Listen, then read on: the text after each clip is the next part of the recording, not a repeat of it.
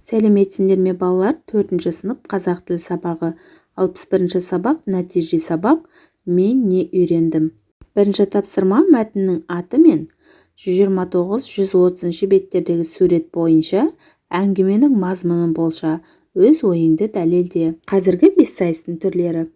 Балалар, суретке қараймыз. Суретте бірінші суретте жүгіріп жатыр, екінші суретте семсерлесіп жатыр, үшінші суретте жүзу, ал төртінші суретте мылтық ату, бесінші суретте атпен жарысу. Яғни балалар, бессайыс спорт түрі. Ат айтып тұрғандай 5 түрлі спорт түрінен тұрады. Ол жүгіру, семсерлесу, жүзу, мылтық ату, атпен жарысу. Яғни бұл суреттерге қарап, біз оқитын мәтін бессайыс спорт түрі туралы болуы мүмкін деп болжаймыз. Бессайыста өзінің аты айтып тұрғандай 5 түрлі спорт түрі бар екен. Екінші тапсырма мәтінді тыңда. Сен тақырып пен суреттер бойынша жасаған болжамың мен тыңдаған мәтіннің мазмұны бір-біріне сәйкес ме дейді. Олай болса мәтінді тыңдайық. Мен бессайысшы боламын. Апасы Темірді маңдайынан иіскеп еркелете бауырына қысты. Әлгі мылтығың не? Түсіндіріп айтшы, деді ол Темірге қарап.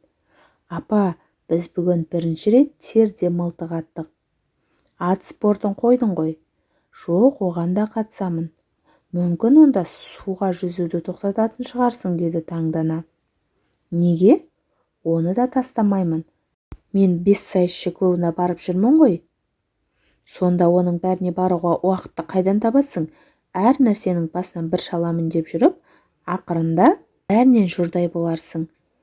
Осыныңды қой, оқуыңды оқы, спорттың бір түрімен айналыссаң да жетер. Апа, бір әңгіме айтайын, тыңдаңызшы, деді Темір қиыла өтініп. Ал, айта ғой, деп апасы баласына сынай қарады. Ерте деме, әлде біздің осы заманымызда ма, бір жерде соғыс болып жатыпты, деп Темір сәл жымия сөйледі. Ол әңгіме айтқанды да жақсы көретін. Сонда әскердің шағын бір тобы жаудың қоршауында қалып қойыпты. Бір офицер атысып шабысып жүргенде, астындағы аты мерт болып, өзі өзенне малтып өтеді. Одан әрі жаяу жүгіріп, әскердің негізгі тобына хабар жеткізеді. Осыдан кейін спорттың бессайыс деген түрі пайда болыпты. Сенің де сондай болғың келеді ғой шамасы, солай ма? Иә, жарайды балам, талапты ерген нұр жауар деген талабыңа жет, деді апасы. Мәтіннің авторы Олжас Мұқанов. Ал енді төмендегі тапсырмаларды орындаймыз. Тыңдалған мәтінге өз пікіріңді білдіру үшін сұрақтарды толықтыр дейді. Бірінші сұрақ: Темір неліктен бессайыс туралы әңгіме айтуға мәжбүр болды? Себебі ол апасына бессайыстың маңыздылығын түсіндіргісі келді, балалар. Ал енді екінші сұрақты өзіміз құрастырамыз. Апасы неліктен бір ғана спорт түрімен айналысқанын қалады? Себебі әр нәрсенің басын шаламын деп жүріп, бәрінен жұрдай болар деп қорықты, балалар. Ал үшінші сұрақ: спорттың бессайыс түрі қалай пайда болды? Соғыс заманында офицердің қиын жағдайдан мықтылығының арқасында шыққаны осы спорт түрінің пайда болуына себеп болды. Сұрақтың жауабын дәптерге жаз. Күрделі сөздердің астын сыз дейді.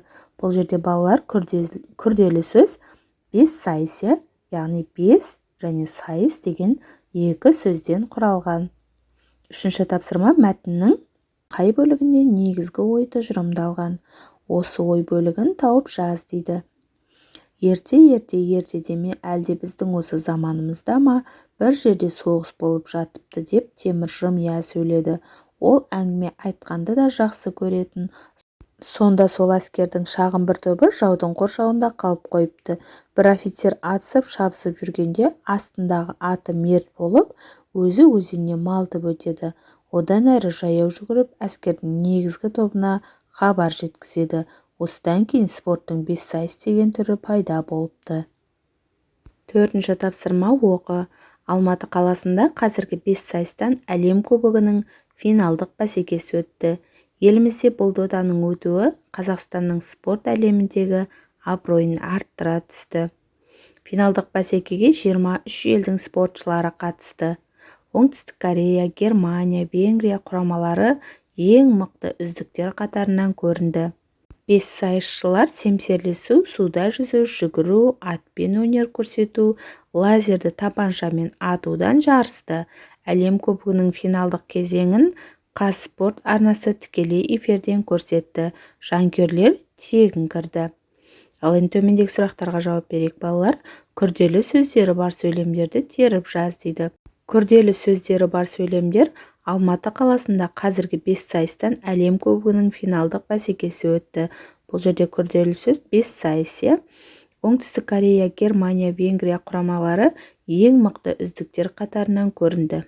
Бұл жерде күрделі сөз оңтүстік сөзі, балалар. Ал келесі: әлем кубогының финалдық кезеңін Қазспорт арнасы тікелей эфирден көрсетті. Жанкүйерлер тегін кірді. Бұл сөйлемде Қазспорт және жанкүйерлер сөздері күрделі сөз болып тұр. Яғни балалар, бұл жердегі Қазспорт, 5 сайыс және жанкүйерлер деген сөздер біріккен сөздер, яғни бірігу арқылы жасалған күрделі сөздер болып тұр. Ал оңтүстік Корея дегеніміз сөздердің тіркесуі арқылы жасалған күрделі сөз, балалар. Ал келесі сұрақ: мәтіндегі қай сөйлемдерге көзді ашып жұмғанша тепсе темір үзетін, сайдың тасындай тұрақты сөз тіркестерін қатыстыруға болады? Алматы қаласында қазіргі 5 сайыстан әлем кубогының финалдық бәсекесі көзді ашып жұмғанша өте шықты. Финалдық бәсекеге 23 елдің тепсе темір үзетін спортшылары қатысты. Оңтүстік Корея, Германия, Венгрия құрамалары сайдың тасындай ең мықты үздіктер қатарынан көрінді деп жазсақ болады.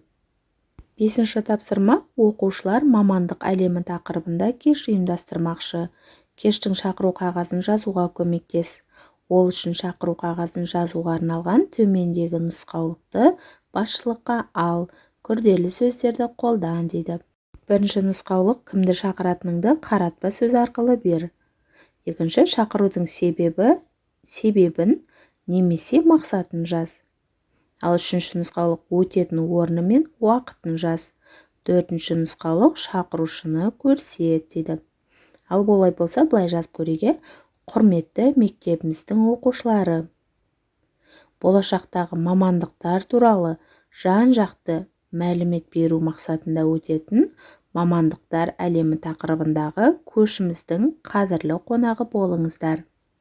Өтетін орны акт залы, өтетін уақыты 21 желтоқсан сағат 10:00-де. Ұйымдастырушылар 4-ші сынып оқушылары. Ал балалар, осымен біздің сабағымыз аяқталды.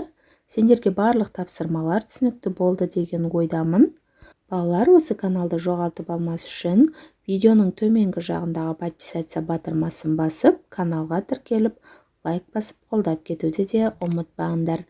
Келесі жаңа сабақта кездескенше сау болыңдар.